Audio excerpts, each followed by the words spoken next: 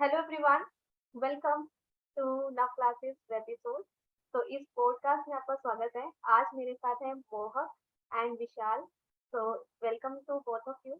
आप दोनों का पीएचयू में कॉमर्स डिपार्टमेंट में पीएचडी में एनरोलमेंट हुआ है। तो कॉन्ग्रेचुलेशन, उसके लिए आपकी मेहनत का आपको फल मिला है।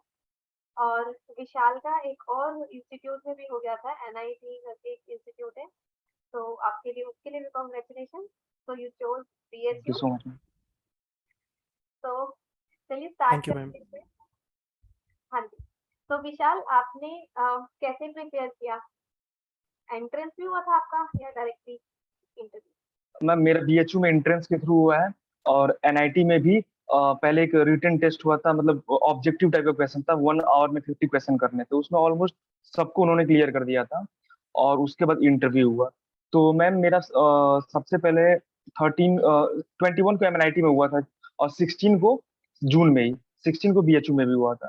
तो दोनों जगह मेरा एंट्रेंस के थ्रू एक तरह से देखा जाए तो हुआ था, और एमएनआईटी में मेरा नेट के थ्रू भी हुआ है।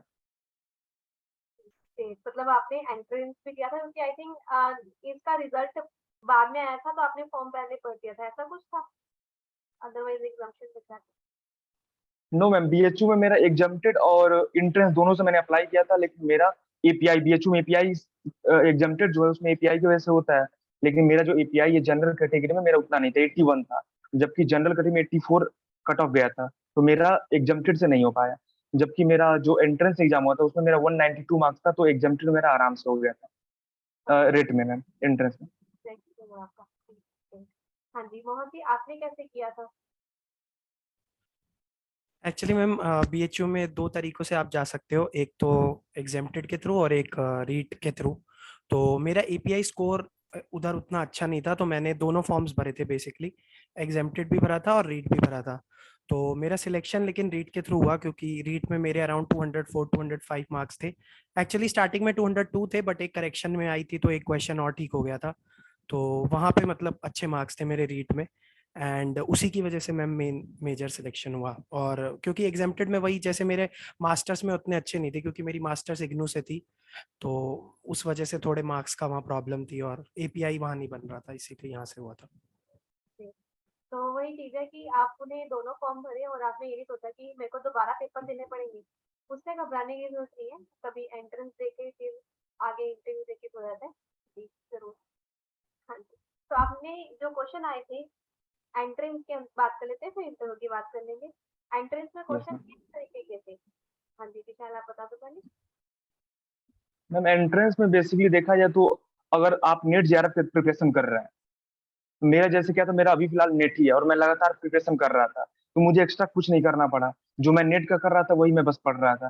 तो 60 क्वेश्चन आते हैं आपके सब्जेक्ट से और 40 क्वेश्चन आते हैं रिसर्च से। और वो सबसे बड़ा प्लस पॉइंट था मैम। रिसर्च मेरा काफी अच्छा था, आपसे पढ़ा था। और जो बुक है आपकी, मैंने रिसर्च का जो एमसीक्यू वाला बुक था, मैंने उसको काफी अच्छे तरीके से पढ़ा। मैं आपको दिखाऊंगा मैम, काफी अच्छे तरीके से हाईलाइटर यूज कर करके किया।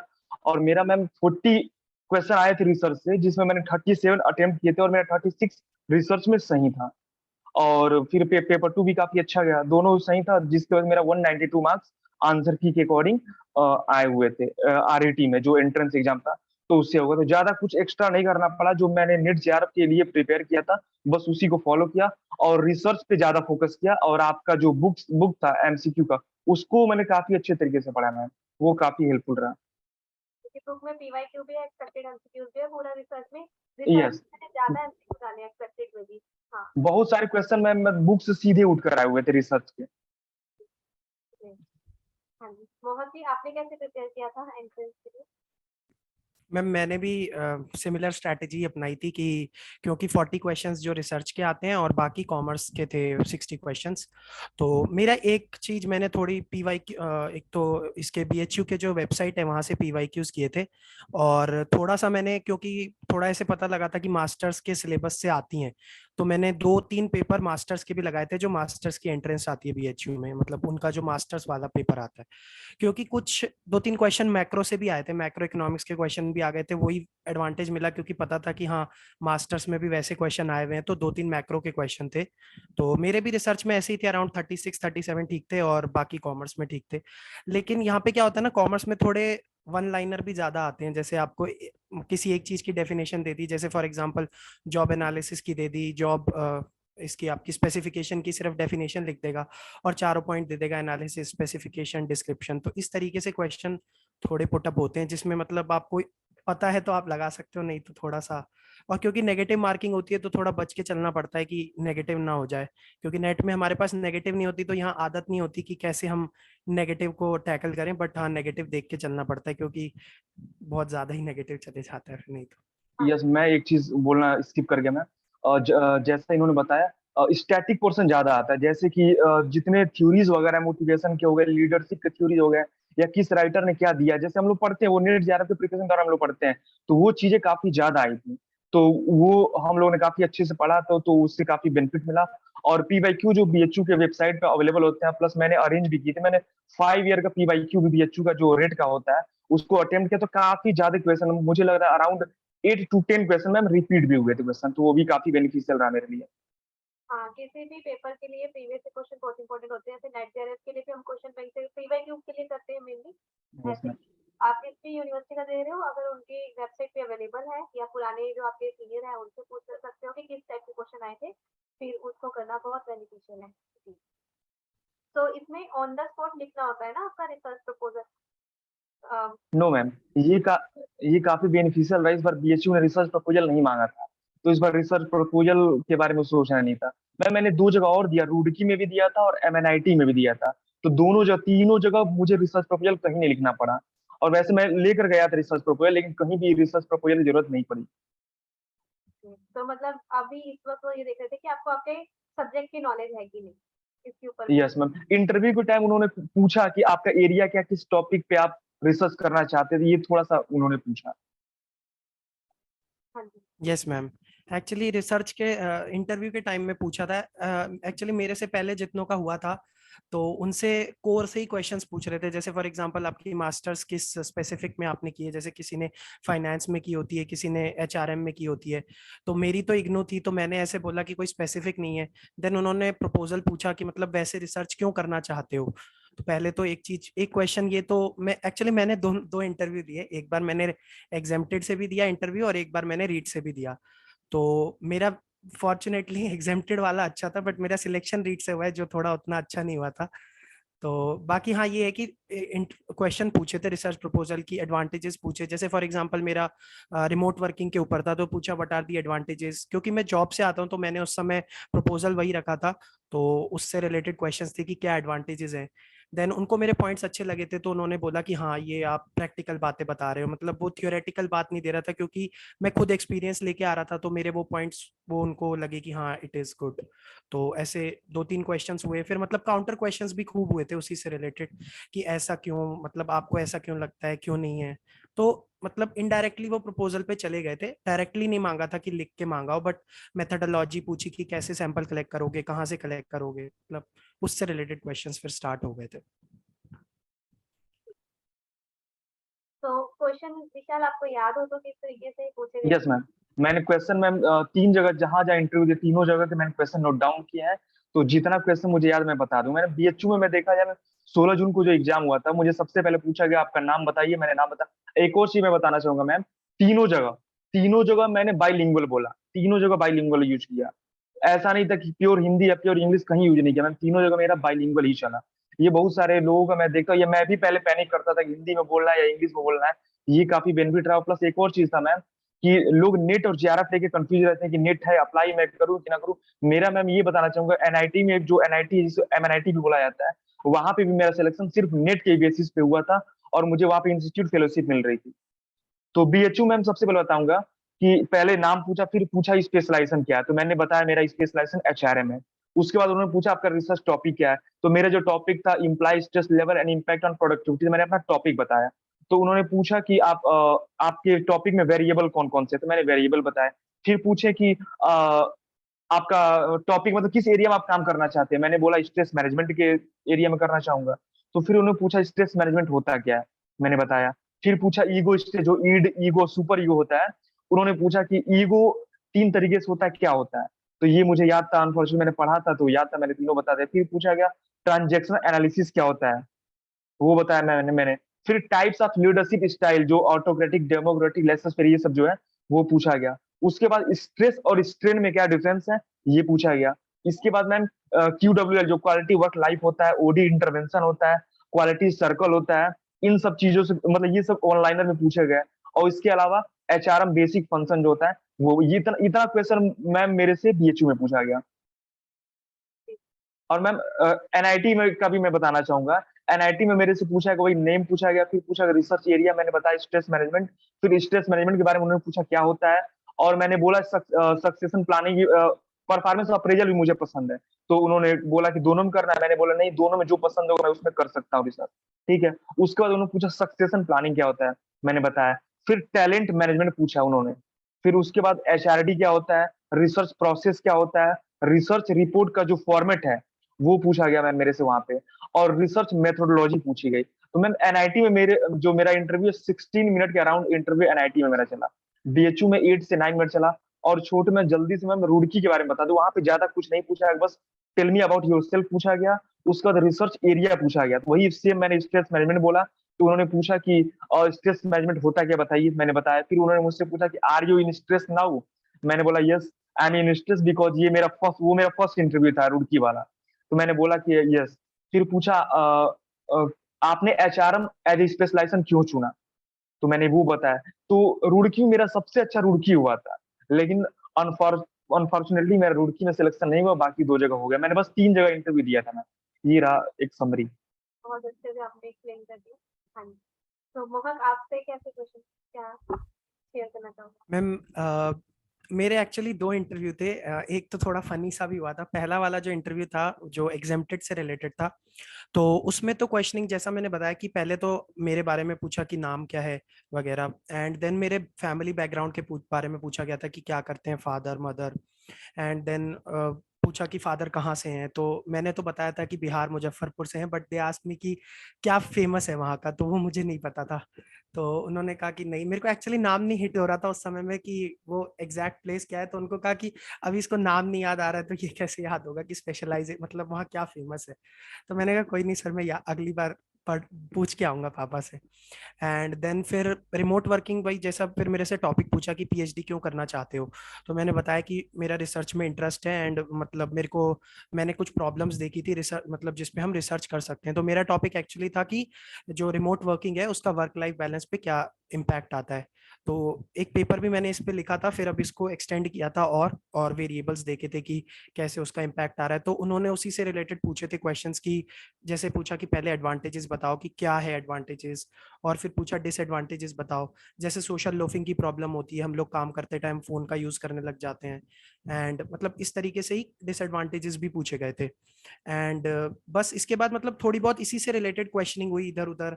और उन्होंने मेरे से उस समय ज्यादा कुछ ऐसे टॉपिक रिलेटेड नहीं पूछा, क्योंकि मेरा ऑफिस मतलब आई मीन एक्सपीरियंस था, तो they wanted to know more about that side कि हाँ कैसे आपने ऑफिस में क्या करते थे वो सब, मतलब कि कैसे प्रोडक्टिव थे, कितने घंटे काम था, क्या काम था। तो उन्होंने उस सब चीजों के बारे में ज्यादा पूछा। फिर जो मेरा रीट का इंटरव्यू हुआ था, तो वहां तो स्टार्ट ही ऐसे ही हुआ कि आपके रीट में मार्क्स कितने आए हैं। तो मैंने बताया कि मेरे 204 आए हैं। तो देवर लाइक कि 204 कैसे आ गए तुम्हारे मतलब वो थोड़ा शॉक में थे, क्योंकि पिछले ट्रेंड में उतने जा रहे नहीं थे मार्क्स, मतलब 180 190 इज दी हाईएस्ट। तो फिर उसके बाद उन्होंने फिर मैं पूछा कि जेआरएफ, क्योंकि वो उनके पास लिस्ट वगैरह रहती है। तो मैंने बोला कि हाँ मैं जेआरएफ भी हूँ। तो उन्होंने बोला कि एग्जेम्प्टेड से नहीं भरे। मैंने कहा सर एग्जेम्प्टेड से भी भरा था, वो वहां से भी दिया है और इधर से भी हुआ है। बोले अच्छा अच्छा। फिर उन्होंने थोड़े से क्वेश्चन स्टार्ट करे, जैसे टेलर के बारे में पूछा था, साइंटिफिक मैनेजमेंट के हैं हमारे टेलर। फिर उनके वो जो स्पीड बॉस, गैंग बॉस, ये वाले फंक्शनल फोरमैनशिप, उनके जो डिफ्रेंशिएशन रहते हैं कि कौन कौन से रहते हैं, वो पूछे गए थे। एक्चुअली हुआ क्या था, मैं उस दिन थोड़ा सा ना ब्लैंक सा हो गया था।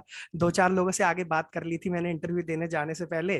तो मैं थोड़ा एकदम से नर्वस वे में गया था उस टाइम पे। मैं कुछ कुछ पॉइंट्स मुझे क्लिक नहीं हो रहे थे, तो वो लोग भी समझ गए कि नहीं है। तो फिर ऐसा हुआ। फिर थोड़ा सा ना ऐसे जीके के भी एक दो ऐसे थोड़ा अवेयरनेस चेक करने के लिए उन्होंने पूछा कि हमारे एजुकेशन मिनिस्टर अभी कौन है। मतलब एजुकेशन मिनिस्टर से पहले एक्चुअली एक फनी इंसिडेंट है। उन्होंने पूछा कि आपके फादर का नाम क्या है, तो मैंने बोल दिया अनिल रहतानी। तो देवर लाइक कि आप उनकी रिस्पेक्ट नहीं करोगे, श्री नहीं लगाओगे उनके आगे। तो मैं वो भूल गया था लगाना, तो मैंने कहा सॉरी सर ऐसा नहीं है। तो फिर उन्होंने मम्मी का भी नाम बोला। अब मैं थोड़ा नर्वस था तो मैंने वहां पे भी ऐसे ही बोल दिया कि कोमल रहतानी, तो मतलब मम्मी का नाम है जो। तो बोला आपको रिस्पेक्ट नहीं है ना, फिर ऐसे बोला। मैंने कहा सर नहीं, वो थोड़ा आदत है वैसे लिखने की, क्योंकि फॉर्म भी भरते हैं। तो फिर उन्होंने पूछा कि एजुकेशन मिनिस्टर कौन है। अब मेरा सारा ध्यान था श्री लगाने में, तो मैंने जो इस बार वाले थे ना और पिछले बार वाले थे उनको मिक्स करके नाम ले दिया कि धर्मेंद्र पोखरियाल, तो श्री धर्मेंद्र पोखरियाल। तो सब हंस पड़े कि ये कौन सा नाम दे रहे हो।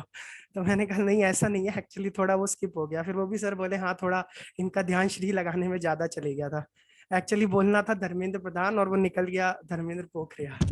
तो इस तरीके से थोड़े एक दो ऐसे इंसिडेंट्स हुए। फिर बीएचयू के बारे में पूछा, वाइस चांसलर के बारे में पूछा, मुझे आइडिया नहीं था तो मैंने बोल दिया कि सर मुझे अभी अवेयर नहीं है, but I will definitely go and look into it, और पढ़ेंगे।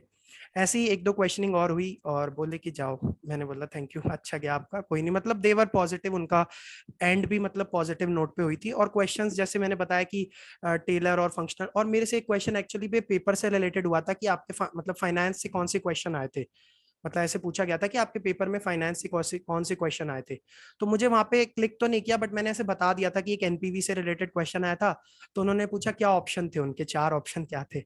अब वो भी उस समय में एकदम से क्लिक नहीं किया, तो मैंने बोला नहीं याद नहीं आ रहा है सर। और सेंटर का नाम भी पूछा था उन्होंने। अब सेंटर भी मैम क्लिक नहीं किया, क्योंकि 3 महीने 4 महीने पहले पेपर हुआ था और उसके बाद भी एक दो पेपर और दिए थे, तो ऐसे एग्जैक्ट नहीं क्लिक हुआ। बट मैंने कहा कि हाँ नोएडा साइड मेरा सेंटर पड़ा था, बस इससे रिलेटेड। तो आपकी तो दे दी थी उन्होंने। अच्छा, तो विशाल आपका इंटरव्यू लगभग कितनी देर चला था? मैम मेरा एमएनआईटी में 16 मिनट चला था। हाँ। 16 मिनट चला था इंटरव्यू में, यस मैम 16 मिनट चला था। वहाँ आगे सामने टाइमर लगा हुआ था, तो मैं उधर देख भी रहा था निकलते टाइम। तो 16 मिनट वहां चला था। मैंने 70 to 75% क्वेश्चन के आंसर मैंने दिए थे, 25% क्वेश्चन मुझे नहीं आ रहे थे, तो मैंने सीधे बोल दिया कि मुझे नहीं पता। तो उन्होंने लास्ट में मुझसे पूछा। मैं एमएनआईटी मैम ज्यादा मैं थोड़ा सा वहां पे नर्वस टाइप का हो गया था। थोड़ा सा मैंने बोला कि मतलब वहां पे ज्यादा मैं हिंदी यूज कर रहा था, बाइलिंगुअल था, लेकिन वहां पे ज्यादा हिंदी हो गया। तो उन्होंने मुझसे पूछा कि आप हिंदी यूज कर रहे हैं कि are you comfortable in English. मैंने बोला हाँ मैं इंग्लिश में कंफर्टेबल हूँ, लेकिन थोड़ा सा बोलने में अभी दिक्कत हो रही है मुझे। तो बोले कोई दिक्कत नहीं। तभी मुझे लग गया कि ये लोग थोड़ा सा इम्प्रेस हुए हैं और मेरा यहाँ पे हो जाना चाहिए। और रुड़की में मेरा 6 मिनट 6-7 मिनट चला था, और वहां पे मैंने पूरा जितना पूछा गया मुझसे मैं पूरा बताया, और मेरा काफी अच्छा एक्सपीरियंस वहां का रहा। मुझे लगा वहां डेफिनेटली हो जाएगा, लेकिन अनफॉर्चुनेटली वहां पे एक ही सीट था एचआर से, तो वहां पे रुड़की में नहीं हुआ। फिर बीएचयू में मैंने रेट एग्जाम्प्टेड का भी दिया था और रेट का भी दिया था। तो एग्जाम्प्टेड का जब मैंने इंटरव्यू दिया तो मुझे कुछ आइडिया लग गया रेट के लिए कि हाँ इसमें क्या पूछा जा रहा है। तो सेकंड टाइम में काफी कॉन्फिडेंट था, तो सेकंड टाइम कोई दिक्कत नहीं, काफी जितना पूछा गया सब मैंने बता दिया। और बीएचयू में ये है कि अगर आपका एपीआई 80 से नीचे है, आप जनरल कैटेगरी से बिलोंग करते हैं, तो भूल जाइए। 80 से एपीआई अगर नीचे है तो आपका एडमिशन नहीं हो पाएगा। मेरा एग्जैक्ट 80.5 था, तो मैं मान के चल रहा था मेरा एग्जाम्प्टेड में नहीं होगा। तो मैंने रेट में काफी अच्छा स्कोर किया, 194 किया था। जैसे मेरे से ज्यादा यही मोहक है, एक दो लोग और थे, 2-3 लोग से ज्यादा लोग का नहीं मार्क्स था। तो उस समय भी मुझे आइडिया लग चुका था कि रेट में काफी अच्छा स्कोर, क्योंकि वहाँ जो ट्रेंड था लास्ट ईयर वही 185 190 यही जाता था। तो मुझे पहले से कॉन्फिडेंस था कि नंबर अच्छे हैं, तो थोड़ा सा ये चीज मेरे लिए काफी अच्छा रहा। मैं वेरी गुड। हाँ जी। यस मैम, यही है कि वहां पे ना अगर आप जैसे मास्टर्स के मार्क्स बहुत ज्यादा मैटर कर जाते हैं, क्योंकि उनका जो एपीआई कैलकुलेशन का फॉर्मूला है उसमें मास्टर्स के मार्क्स ना किसी से डिवाइड नहीं होते। जैसे फॉर एग्जांपल आपकी ग्रेजुएशन है तो उसकी, मैं एक ऐसे अभी रफ नंबर बता रहा हूँ एग्जैक्ट नहीं याद, बट जैसे 60% वैल्यू उसकी आती है, फिर आपके 12th की 25% और 10th की 15% लगभग कुछ 15 इस तरीके का। हाँ कुछ नंबर है। पीजी का 100। तो अगर आप पीजी में अच्छा स्कोर कर रहे हो, अगर आपका पीजी में 90 80 90 ऊपर है, तो आपके चांसेस ज्यादा बढ़ जाते हैं एज कम्पेयर टू अगर आपके पीजी में मार्क्स नहीं है। तो मेरे साथ वही डिसएडवांटेज था कि मुझे पता था कि पीजी में उतने नहीं है, बट मेरे को ये आइडिया नहीं था, क्योंकि इतना आइडिया नहीं था कि ऐसा एपीआई कैलकुलेशन पे ही होगा। बट मैंने फिर भी भर दिया था, एग्जेम्प्टेड भी भरा था। और रीट मैंने इसलिए भरा था क्योंकि मुझे था कि इनकेस अगर मैं वहां से रह जाता हूँ तो रीट से मेरा निकल जाए, क्योंकि रीट से निकालना जरूरी था। और एक मैं क्वेश्चंस जैसे की बात करी, मैं एक बार डीयू का भी बता देता हूँ मेरा पिछला एक्सपीरियंस, क्योंकि अभी डीयू के भी इंटरव्यू आने वाले हैं, तो लोग पहले से ही प्रिपेयर रहेंगे। मेरे से मेरी डीयू में तो बहुत हालत खराब हुई थी लास्ट टाइम, और वो मेरा फर्स्ट इंटरव्यू भी था। पहली बात तो ऑनलाइन था, तो थोड़ा टफ भी था कि ऑनलाइन, एक तो मैं फर्स्ट एकदम से ड्रैग हो गया, मेरे को पता ही नहीं था कब मैं आ गया इंटरव्यू में। तो उन्होंने काफी सारे क्वेश्चंस पूछे थे और वो प्रपोजल से खूब पूछते हैं, प्लस एक दो क्वेश्चंस उन्होंने ऑथर से भी पूछे। तो ये आप याद रखिएगा, जो भी आप टॉपिक बना रहे हैं उसके कंटेम्प्रेरी ऑथर्स आपको पता हो, और किस जर्नल से पढ़े हैं थोड़े, मतलब जो आपके मेन जर्नल हैं जहाँ से आपने रिसर्च देखी है, तो वो भी 8-10 जर्नल के नाम आपको याद होने चाहिए, क्योंकि वो ये क्वेश्चंस पूछते हैं। प्लस और पूछा कि जो आप जैसे कोई एक कंटेम्प्रेरी ऑथर का भी नाम ले लेंगे और पूछेंगे इनसे रिलेटेड कोई आपने रिसर्च पेपर पढ़ा है, तो उसी आपके एचआरएम की फील्ड में। तो मतलब वहां पे थोड़ा इस लेवल तक भी जाता है। तो इनकेस अगर कोई आगे प्रिपेयर कर रहा है, क्योंकि अभी उसी के ही होने वाले हैं, तो उस लेवल तक भी प्रिपेयर कर लें कि हाँ, क्योंकि नहीं तो मैं थोड़ा सा उस समय ब्लैंक हो गया था, क्योंकि मेरा फर्स्ट इंटरव्यू था, मुझे नहीं पता था कि कंटेम्प्रेरी ऑथर भी पढ़ने हैं उससे रिलेटेड या इस तरीके से देखना है। बट हाँ, कुछ कुछ क्वेश्चन रिसर्च से भी थे, जैसे एक पैरामेट्रिक नॉन पैरामेट्रिक का डिफरेंस पूछा था, जो आपसे सीखा ही हुआ है मैम कि उसमें स्टैंडर्ड डिविएशन होता है और मीन होता है, उसमें नहीं होता। तो यही मैंने एग्जांपल दिया था, उसमें वो लोग कॉन्सेप्चुअली उन वहाँ कोई प्रॉब्लम नहीं थी। और थोड़ी वहाँ पे जेआरएफ की वेटेज है, अगर आप एग्जेम्प्टेड से जा रहे हैं तो 10 या 20% जेआरएफ की वेटेज है, बट एंट्रेंस से जाते हैं तो 70% एंट्रेंस है और 30% आपकी वो है। और वहाँ का थोड़ा एंट्रेंस भी अच्छा आता है, मतलब उनका आप कह सकते हो कि 200 मार्क्स का पेपर होता है, वहाँ भी ऐसी नेगेटिव मार्किंग रहती है और 100+ लाने हैं आपको वहाँ पे हाँ, क्वालिफाई टफ करने के होता है लिए। थोड़ा। यस। नेक्स्ट, और सॉल्व करने का भी होता है, क्वेश्चन प्रॉपर सॉल्व करने, यस, मैथमेटिक्स। वहाँ स्टैटिस्टिक्स बेस्ड मैम ज्यादा आता है, वहाँ पे स्टैटिस्टिक्स को काफी फोकस करते हैं, जैसे कॉन्फिडेंस मार्जिन इंटरवल, मतलब वैसे टॉपिक्स टच करते हैं वो लोग जो जनरली हम स्किप कर देते हैं, थोड़ा डीप में जा करके पूछे जाते हैं क्वेश्चन। मैं एक और बात शेयर करना चाहूंगा जो मुझे लगता है सबको उस चीज से दिक्कत होता है मैम। जैसे एक्चुअली क्या हुआ लास्ट टाइम जब जेआरएफ का प्रिपरेशन मैं कर रहा था, तो प्रिपरेशन मेरी काफी एकदम बेस्ट थी, काफी अच्छी तरीके। मेरा 2021 में सितंबर में ही मेरा नेट भी क्वालिफाई हुआ, पहले भी हुआ था, और मतलब 2020 में भी नेट हुआ। उस समय तो मैंने कुछ पढ़ा ही नहीं, बिना प्रिपरेशन में मैं गया और मेरा निकल गया। अब फिर इस समय काफी अच्छे तरीके से 2021 सितंबर में मेरा मास्टर्स भी कंप्लीट हुआ, और उस समय जो एग्जाम हुआ था नवंबर में, उस समय मैंने एग्जाम काफी अच्छे तरीके से, काफी फुल फ्लेज प्रिपरेशन मेरा था। लेकिन एग्जाम से कुछ दिन पहले मैं पूरा पैनिक कर गया, पूरी तरीके से पैनिक कर गया, मैं एकदम रोने लगा। घर पे बात किया कि मैं एग्जाम छोड़ दूं, ये चीज जो भी चीजें थी, बहुत सारा दिक्कत हुआ, मैं रोने लगा, मैं एग्जाम छोड़ने वाला था। लेकिन फिर मैं एग्जाम देने गया और काफी पैनिक हो गया था। मैंने अपने आप को काफी कंट्रोल किया कि नहीं नहीं, मुझे पैनिक नहीं होना, मैं अच्छा कर सकता हूँ, मेरे पूरा पढ़ा हुआ है। लेकिन फिर भी जब मैं सिस्टम पे बैठा 1 घंटे में चला, फिर उसके बाद क्या हुआ कि मुझे चीजें समझ में नहीं आ रही थी। मतलब जो दिमाग था मेरा काम करना बंद कर दिया मैं। तो लास्ट आते आते 15 से 20 क्वेश्चन मेरे छूट गए, 15 से 20 क्वेश्चन मैं अटेम्प्ट ही नहीं कर पाया। लेकिन फिर भी अब देखिए, जो 1 साल का पूरा मेहनत था उसके वजह से मेरा 98 परसेंटाइल फिर भी आया, और नेट मेरा मैम क्वालिफाई हो गया। और उसके बाद फिर भी मैं थोड़ा सा नर्वस टाइप का था, क्योंकि मेरे साथ के जितने लोग थे सबका जेआरएफ हो गया। और मुझे थोड़ा सा ये माइंड में ये बैठ जाता, साथ वाले हैं, साथ ही स्टार्ट किया पढ़ाई, वो जेआरएफ है और मेरा कुछ नहीं हो पाया। और ये थोड़े मन में ये सब बातें चल रही थी, भ्रम चल रहा था कि जेआरएफ होगा तो ही आपको एडमिशन मिलेगा, नेट पे एडमिशन बहुत मुश्किल है। बहुत सारे इंटरव्यूज भी मैंने देखे तो वहां पे बोला गया कि जेआरएफ को ज्यादा प्रेफरेंस दिया जाता है। लेकिन फिर भी मैं स्टार्टिंग में तो कहीं विंटर वाला जो सीजन था मैं कहीं अप्लाई नहीं किया। लेकिन जो समर वाला स्टार्ट हुआ मार्च अप्रैल के बाद, फिर मैंने सोचा कि मैं अप्लाई करूंगा। तो मैंने 2-3 जगह अप्लाई किया, नेट पे ही मैंने अप्लाई किया। और मैम ये बताते हुए काफी खुशी हो रही है, बाकी लोगों के लिए भी है, क्योंकि लोगों का नेट हो जाता है लेकिन फिर भी वो अप्लाई नहीं करते, सोचते मैं जेआरएफ कर लूं फिर करूं। लेकिन मैम मेरा नेट पे ही 2-2 जगह एडमिशन नेट पे ही होगा, 3 जगह मैंने अप्लाई किया, 2 जगह नेट पे ही एडमिशन हो गया। और अब मैं जो अभी 2 दिन बाद या 4 दिन जब भी एग्जाम होगा जेआरएफ का, तो मैं वो फिर दूंगा। बिल्कुल, ऑल द बेस्ट आपके जेआरएफ के एग्जाम के लिए भी। हाँ जी। तो यही है कि आपने क्या कहा कि मैंने अब कहा था कि अब तो मुझे करना ही करना है। तो ये जब अपने मन में आ जाती है ना कि यस, अब तो मुझे निकालना ही है, इसमें आगे जाना ही है, तो फिर आपको कोई नहीं रोक सकता, बिकॉज वो आपका अंदर से इंट्रिंसिक मोटिवेशन बोल रहा होता है कि मुझे इस बारी कहीं पे भी निकालना ही है। This is what make you you know better than other person. पहले हम जब ये सोचते थे, डाउट करते थे, तो मतलब सच्ची में अपने ऊपर डाउट करो, और हो सकता है वो डाउट सही हो। लेकिन जब हम कह रहे हैं कि मेरे को निकालना है, तो आप उस डाउट को कवर करने की कोशिश करोगे कि जो कमियां हैं अब आप उसको पूरा करोगे। फिर वो आपका जो है ना कॉन्फिडेंस, फिर वो इंटरव्यू में दिखाई देता है, and then you are able to yes ma'am. Mohan, आप कुछ बोलना चाहते हो अपने फ्रेंड को? Yes ma'am. एक्चुअली मेरा जेआरएफ अभी हुआ था, वो भी आप ही के अंडर गाइडेंस में हुआ था पढ़ करके। जैसा कि विशाल ने भी बताया कि पहले मेरा भी फर्स्ट टाइम जब मेरा एक्चुअली 2019 पास आउट है मास्टर्स, तो मैं उस वे में शायद थोड़ा ओल्ड होऊंगा, बट क्योंकि 2019 में मैंने भी ऐसे ही दिया था जैसे विशाल ने बताया कि गए और दे दिया। फिर 2020 में जाके मेरा नेट हुआ था, वो मैंने थोड़ा सा 2-3 महीने प्रिपरेशन से दिया था। लेकिन फिर मुझे भी ऐसे ही हुआ था कि सब दोस्तों का अगल बगल निकल गया था जेआरएफ, तो वो बात एकदम दिल पे लग गई थी। तो फिर 1 साल मैंने बहुत अच्छे से प्रिपेयर किया था, और फिर जाके वो जेआरएफ मिली थी। एंड मुझे याद है मैंने आपको एक वीडियो भी भेजा था कि मेरा जब मेरे फादर से मुझे एक गिफ्ट मिला था, तो किसी ने नीचे ना कमेंट किया था, मैं वैसे कमेंट्स पढ़े थे सबके, एवरीवन वाज लाइक कांग्रेचुलेटिंग। एक एक किसी ने लिखा था कि पीएचडी में एडमिशन हो तब बताओ, ये तो जेआरएफ तो कोई भी कर लेता है, मतलब ऐसा कुछ लिखा था। तो मैं वो कमेंट देखते रहता था, मैं सोचता था एक दिन हो जाने दो पहले एडमिशन, फिर रिप्लाई दूंगा। मैं बताता हूँ। तो मैं हाँ रोज रोज चेक करता था, मैं जब भी वो वीडियो खोलता था ना यही कमेंट देखने जाता था कि हाँ एक मोटिवेशन मिले कि हाँ ये करके फिर यहाँ रिप्लाई देना है। वो चीज माइंड में बैठ गई थी कि हाँ कि पीएचडी हो जाए तब रिप्लाई देंगे। तो अभी मैंने अभी तक भी रिप्लाई नहीं दिया है। अब उसको मैंने इतना कोई वो नहीं लिया, मैंने कहा ठीक है चलो आपने लिख दिया कोई प्रॉब्लम नहीं, बट आपने मोटिवेशन दे दी मुझे कि हाँ अब तो लेके रहना है। एंड ये बाकी चीज जो था भी, मैम, हाँ हाँ बोलिए। ये चीज काफी अच्छा इन्होंने बताया मैम। मुझे भी जब मेरे साथ के लोगों का हो गया, मेरा नहीं हुआ, तो मैं काफी और ज्यादा डिप्रेस हो गया। 10 दिनों तक मैं किसी से बात नहीं कर रहा था।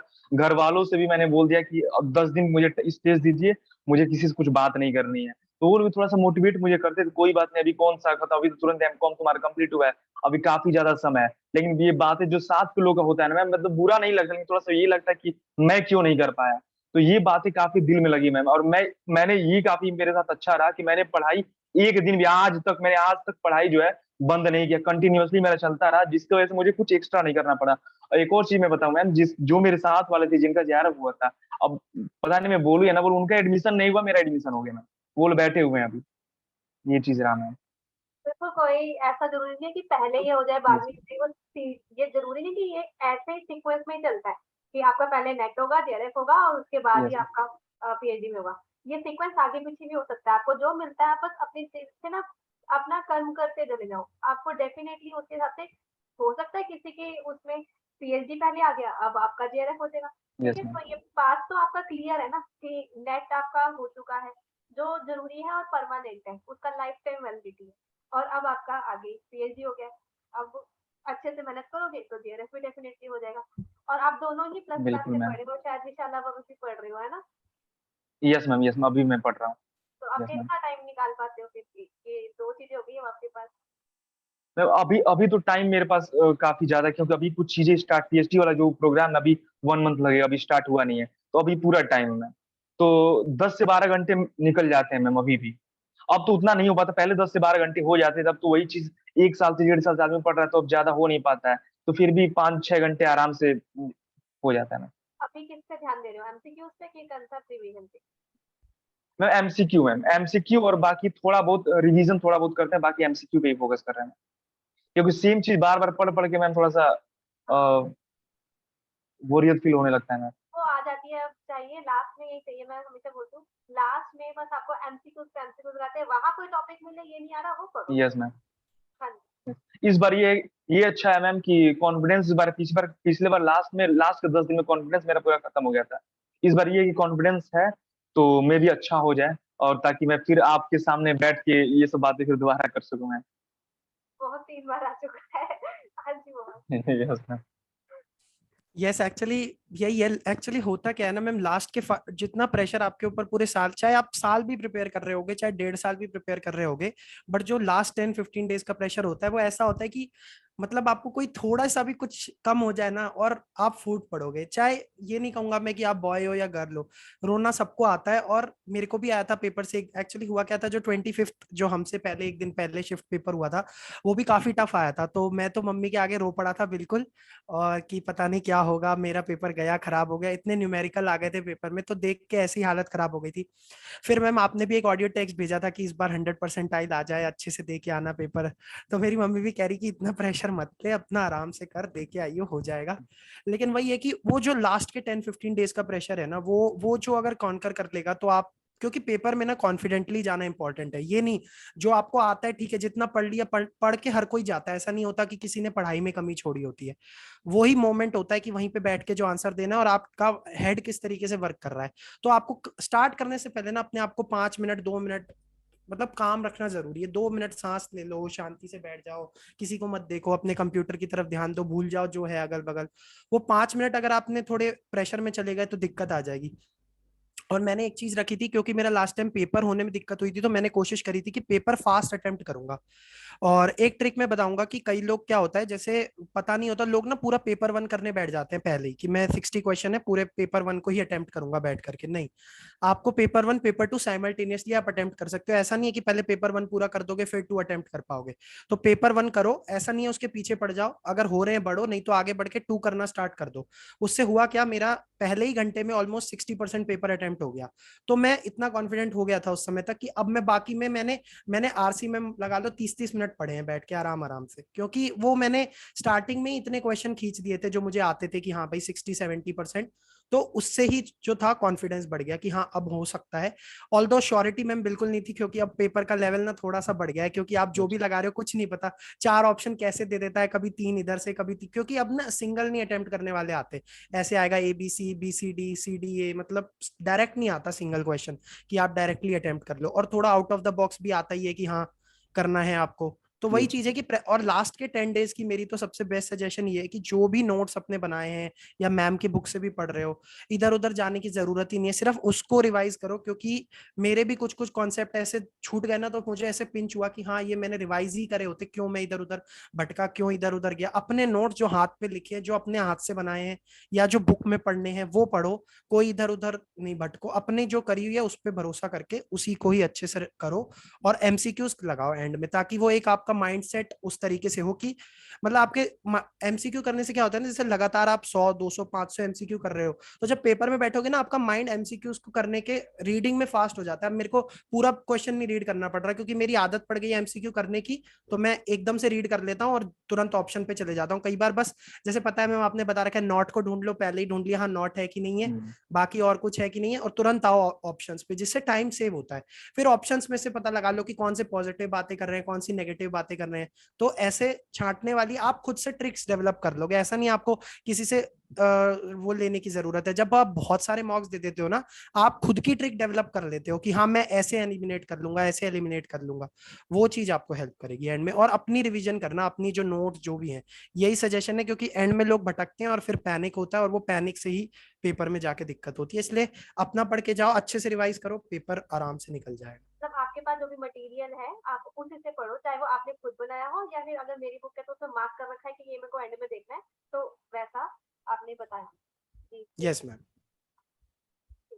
तो anything you want to share Vishal? Ma'am ये मैं आपका बुक जो रिसर्च वगैरह के लिए है, मैंने काफी अच्छे से एक एक चीज मैंने देखा है। रिसर्च खासकर बात करूँ तो पढ़ा तो मैंने सब है, लेकिन रिसर्च मुझे पता था कि हर जगह रिसर्च इंपॉर्टेंट है। तो एक एक पेज आप देख सकती हैं, अगर दिख रहा हो क्लियर तो पूरा हाईलाइटर जो मुझे लगता था ये मैं भूल रहा हूँ, कुछ कुछ चीजें होती है जो आउट ऑफ कंटेक्स्ट भूल जाती हैं, तो ताकि याद रहे उसे मैंने हाईलाइट भी काफी अच्छे से किया मैम। तो बुक जो भी है, ये आपकी दोनों बुक मैम, दोनों बुक मेरे पास अभी भी पड़ी हुई है, अभी भी सामने टेबल पे मेरे, और उसे मैं फॉलो करता हूँ मैम। ये चीज काफी मेरे लिए काफी ज्यादा हेल्पफुल, ये रिसर्च तो काफी ज्यादा हेल्पफुल रहा मेरे लिए मैम। इसी की वजह से मेरा एडमिशन दोनों जगह हुआ मैम। और मैम लकीली 10 को जो आने वाला 10 और 12 है, बीएचयू का जो सितंबर अटेम्प्ट होता है उसका इंटरव्यू होने वाला है। तो जो आने वाले लोग हैं इंटरव्यू देना चाहिए, कुछ ही दिन 2-3 दिन बाद इंटरव्यू है, 10 को और 12 को इंटरव्यू फिर है बीएचयू का। तो उनके लिए काफी बेनिफिशियल रहेगा ये चीज। बिल्कुल उनके लिए काफी बेनिफिशियल रहेगा। मैं जल्दी अपलोड करूंगी ताकि बच्चे बाकी देख पाए कि वो तुम्हारे बीएचयू वाले। ठीक है, तो बहुत अच्छा लगा आप दोनों से डिस्कशन करके। आप मोह कुछ बोलना चाहते हो? यस मैम, जैसा विशाल ने कहा कि हाँ ये वीडियो से आप थोड़ा सा आइडिया ले लीजिएगा कि कैसे क्वेश्चन आते हैं। और टॉपिक को रिलेटेड, बस जो आप अपना टॉपिक बना रहे हो उससे रिलेटेड कोशिश करना कि उसकी टॉपिक की रीडिंग लगा लो। जैसे बताया उन्होंने कि स्ट्रेस से रिलेटेड क्वेश्चन पूछे जाते हैं, या डिफरेंस पूछे गए, या सक्सेशन प्लानिंग पूछा गया।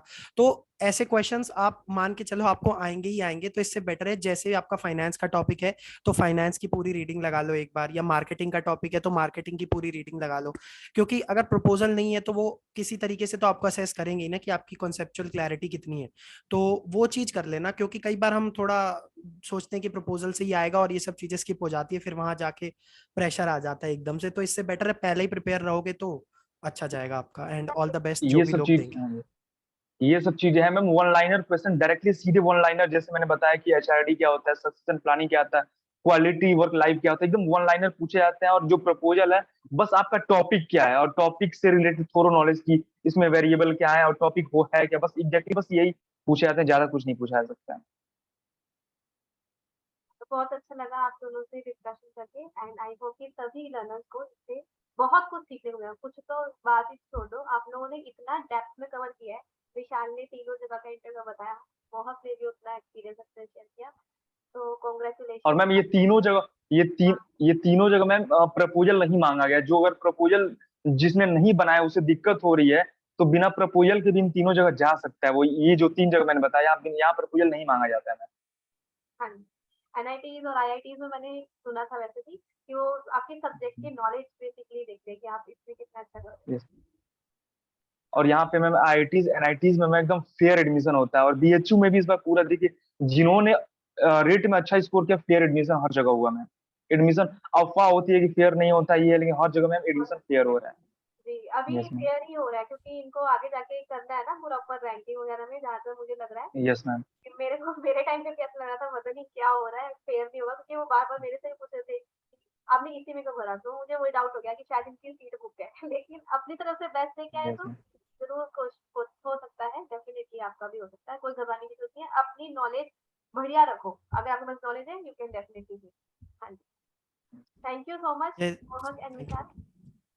Thank you so much ma'am, आपको भी। तो dream, believe, act and achieve और अपनी यू। लाइफ में बहुत तरक्कियाँ करो, हमेशा खुश रहो। Thank you. Thank yes you so ma'am, much ma'am. Thank you so much.